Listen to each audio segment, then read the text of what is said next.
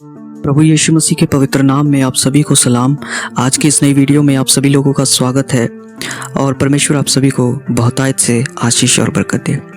मेरे प्रियो, मैं आपको एक बात कहना चाहता हूँ और वह ये है कि परमेश्वर आपसे प्रेम करते हैं। परमेश्वर आपको हमेशा संभालने वाले परमेश्वर हैं। परमेश्वर आपको कभी भी अकेला नहीं छोड़ेंगे। आप हिम्मत मत हारिए, आप प्रार्थनाओं में लगातार बने रहिए। परमेश्वर आपको बहुतायत से आशीष देंगे। मेरे प्रियो, अगर आप में से कोई भी हमारे चैनल पर नया व्यक्ति है तो इस चैनल को सब्सक्राइब ज़रूर करें, नोटिफिकेशन बेल को ऑल पर सेट करें ताकि हमारे आने वाली हर एक वीडियो आप तक तुरंत पहुंच जाए। तो आइए इस वीडियो को शुरू करते हैं। आज की ये वीडियो बहुत ख़ास है। आपने टॉपिक तो देख ही लिया होगा। टॉपिक है तलाक के ऊपर। दोस्तों, बहुत सी ऐसी चीज़ें हैं जो मसीही जगत में हमें देखने के लिए मिलती हैं। मसीही लोग भी आजकल एक दूसरे से तलाक ले लेते हैं और अलग अलग होकर के आगे से आगे बढ़कर शादियां भी कर लेते हैं। पर क्या बाइबल इसको सपोर्ट करती है? आइए हम एक वचन पढ़ते हैं जो कि मत्ती की इंजील उसके 31 वचन में लिखा है। यहाँ पर तलाक के विषय में इस प्रकार लिखा है, ये भी कहा गया था, जो कोई अपनी पत्नी को तलाक देना चाहे तो उसे त्याग पत्र दे, परंतु मैं तुमसे ये कहता हूँ कि जो कोई अपनी पत्नी को व्यभिचार के सिवा किसी और कारण से तलाक दे तो वह उससे व्यभिचार करवाता है, और जो कोई उस त्यागी हुई से विवाह करे वह व्यभिचार करता है। सबसे पहली बात तो मैं आपको ये बताना चाहता हूँ कि एक मसीही व्यक्ति के रिश्तों के बीच में कभी भी दरार नहीं आनी चाहिए। कभी भी एक पति और पत्नी को अलग नहीं होना चाहिए। अपने जीवन में ऐसी अंडरस्टैंडिंग आपको रखनी पड़ेगी कि आप एक दूसरे के सहायक बन सकें, आप एक दूसरे को ऊंचा उठाने वाले बन सकें, मददगार बन सकें।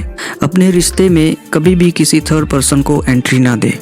हमेशा ही आपके रिश्ते में अगर कोई रहे तो वह प्रभु यीशु मसीह रहे, पवित्र आत्मा रहे, पिता परमेश्वर रहे, जो आपके रिश्तों को प्रेम से भर देंगे, जो आपके रिश्तों में आदर लेकर के आएंगे, जो आपके रिश्तों में सामर्थ और अभिषेक और आशीष भर देंगे, जो आपके अंदर मेल मिलाप भर देंगे।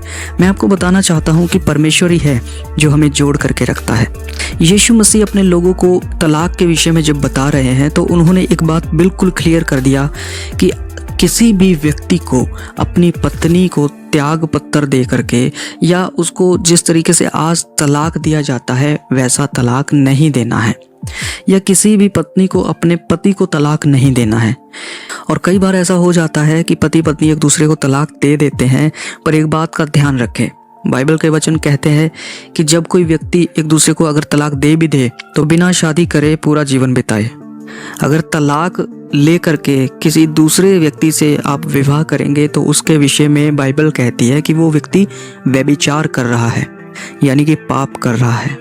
तो व्यभिचार करने से अच्छा है कि अगर किसी का तलाक हो गया है, अगर ज़रूरी है उसको तलाक ही लेना है तो वह अलग अलग पूरा जीवन बिताए। परंतु मैं आपको बताना चाहता हूँ परमेश्वर की ऐसी इच्छा नहीं है। इसलिए मैं आपको उत्साहित करना चाहता हूँ कि अगर जाने अनजाने किसी के लाइफ में भी कोई ऐसी कंडीशन बनती है तो अपने फैमिलीज़ में सॉर्ट आउट करिए, अपने रिश्तों को बेहतर करने की कोशिश कीजिए। हर एक बात को परमेश्वर के अगुवाई से करें, हर एक चीज़ को परमेश्वर के आगे रखें। प्रभु यीशु मसीह बिल्कुल मना करते हैं। वो नहीं कहते कि एक बार व्यक्ति शादी करके अलग रहे। प्रभु यीशु मसीह ने पति और पत्नी को एक दूसरे के लिए आशीष ठहराया है, आशीष के वारिस होने के लिए बुलाया है। मैं आपको बताना चाहता हूँ कि जब ऐसी परिस्थितियाँ लोगों के बीच में बन जाती हैं तो एक उनके लिए बहुत बड़ा खतरा पैदा हो जाता है, और वह है आत्मिक जीवन का खतरा। क्योंकि जब आप पत्रियों में पढ़ेंगे तो वहाँ पर बाइबल का वचन कहता है कि एक दूसरे से कभी भी अलग ना होना, एक दूसरे से कभी नाराज़ नहीं होना, एक दूसरे से कभी भी आप तलाक के बारे में सोचना भी नहीं। कहीं ऐसा ना हो कि तुम्हारी प्रार्थनाएं रुक जाएं।